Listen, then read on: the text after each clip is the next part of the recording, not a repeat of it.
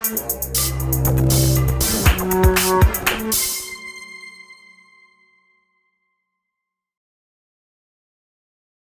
the second thing that I've seen, which is quite interesting, is this thing around Thr3. So I was reading on a website page, people talking about Thr3, and something occurred to me that's never occurred to me before. Like I knew it. Like I understood that this thing was happening where people were talking about Thr3 in terms of, you know, they're posting pictures of Western boxers, for example, and karate, and saying, well, this is Thr3. But it occurred to me explicitly that people associate Thr3 with a big, powerful movement, and that particularly a big movement, because a big movement is more powerful, you know, a massive. The more big and powerful the movement, the more people are saying that it's Thr3. So there's this whole thing occurring where, well, let's say this is the other enemy of a Wushu master, and that's clarity, because there are some explanations for things that make sense but are wrong. So the idea that Thr3 is a massively big, powerful movement, and then this thing that people do. Well, there's some people who do this thing where they post videos like of Mike Tyson and say, this proves Yiquan, that's stealing from Mike Tyson. That's stealing from him to boost your own bullshit reputation, trying to associate themselves with Mike Tyson.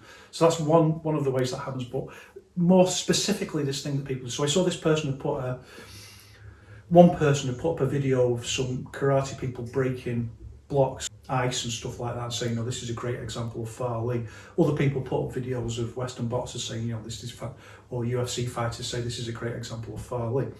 And what's happening first of all here, so as a social scientist, this is an idea that I'm very familiar with, an idea that we associate with a theorist called Edward Said around Orientalism. He says, well, there's a certain mindset when a former imperial power has to think about how do the imperial territories think, how do the natives think.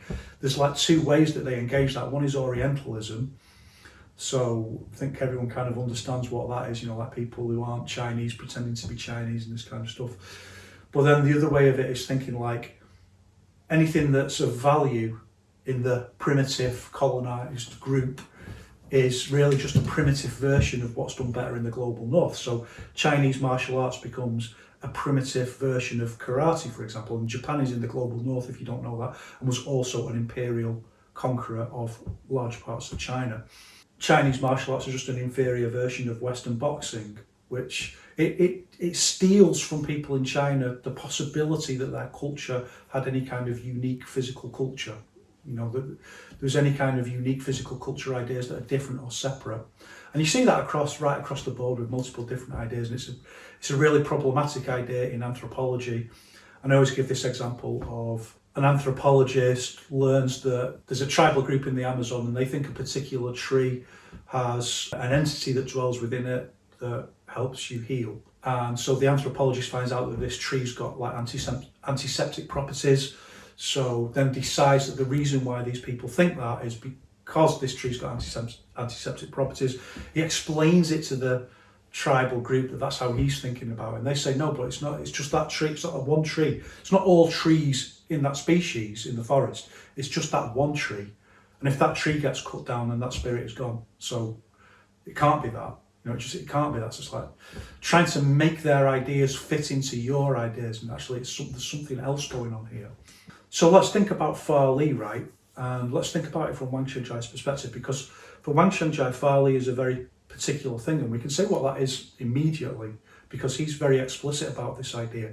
It's a short, sharp, explosive movement that doesn't have to be a big movement, so that's key. This is what I was thinking about, people thinking like, it has to be a big movement because they've associated it with power. Anything that's power is Thr3.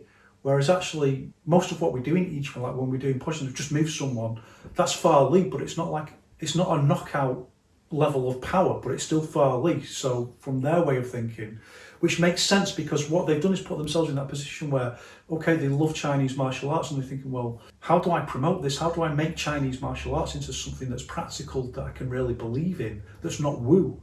So they begin to associate it with just like, well, if it's supposed to work, then it should just look like boxing or karate, which actually look very different from each other anyway. But this is how people start thinking.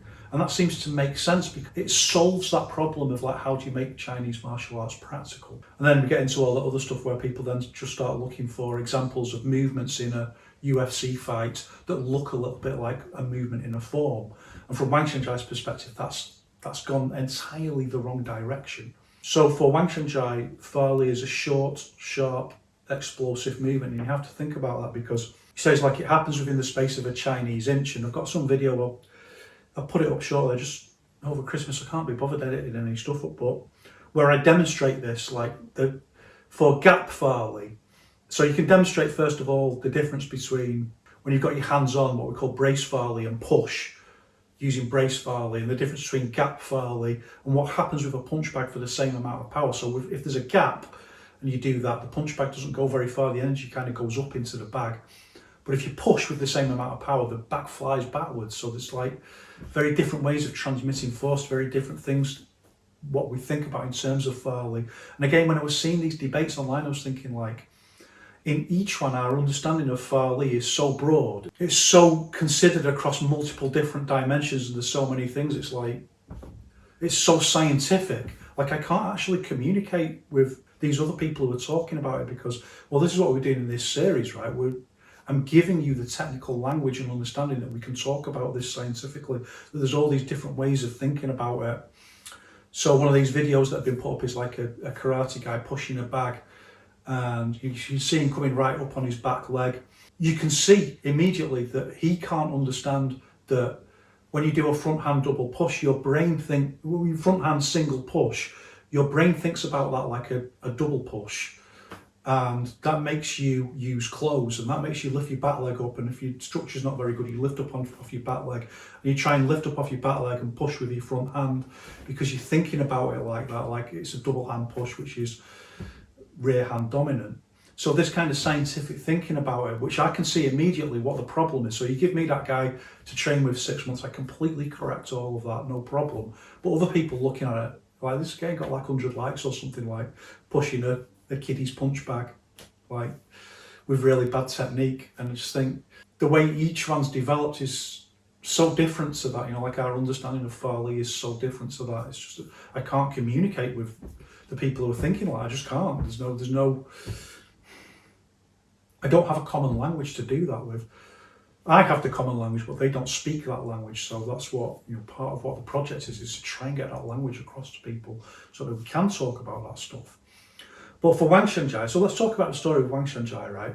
Wang Shenjai doesn't learn that much from Guo Yunshen. As a young man, Wang Shenjai is very much thinking in these terms that everyone's thinking now, right? That it's about power. So a massive, big, powerful movement, getting as much power as you possibly can into a big, powerful movement. And that's what we call Farley. So Wang Shenjai initially starts out like getting into weight training. He really embraces that kind of Western way of doing calisthenics. At some point it occurs to him like, this doesn't work out, does it, right? Because you can put on loads and loads of weight through weight training, but for someone who's as small as Wang Shenjai compared to a big Westerner, that's not going to be the answer, because no matter how much weight, he can get really, really strong, but even if he can get strong enough to be competitive with a Westerner who's much bigger than him, the Westerner can also do loads and loads of weight training. So he's trying to solve this problem, and this is the thing what people don't understand, that each one starts out as this problem. Like, how do you compensate for that? What do you do? How do you make it so that if you're smaller, you can somehow amplify your power in a way that's going to get around this problem? So you can't get away with doing weight training. Yeah, okay, by all means, like Hansi Huang, Wang Shenjai student says, if you've got like a strength advantage, then obviously use it in a life or death situation. But Hansi Huang says, this is not what we're talking about. This is not the problematic that each one is trying to solve. It's not what Wang Shenjai was thinking about. He's thinking about, how do you get around this problem? Like, let's imagine that someone is bigger than you. No matter how much muscle you put on, you can't compensate for that. Is there a way around that? Is there a way that you can magnify the force that you can create with your whole body, and you can somehow get around this problem? That's the problematic he's working with. And you can see immediately, this is why all these frauds start turning up later on saying like, you know, yeah, I've got these magic powers and it's not about muscles and stuff like that. And I also note a lot of charlatans were kind of gaslighting everyone now about saying, oh, all these people say it's not about muscles, and yeah, well, you're also rubbish, so shut up. You're also charlatan.